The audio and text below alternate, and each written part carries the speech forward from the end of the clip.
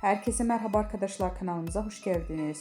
Kübra Ünlü yazdı. Uzak şehirde ömürlük yüzleşme.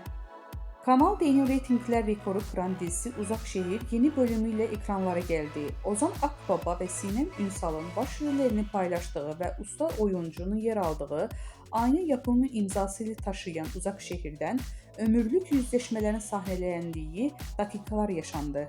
Seyircilerin adeten ekranlara kitleyen dizi bir kez daha ekranların zirvesinin sahibi oldu. İzleyenler derinden yaralayan sahnelerin olduğu bölümde heyecan rüzgarı esti. Uzak Şehir sosyal medyada da yeni bölümü ses getirdi.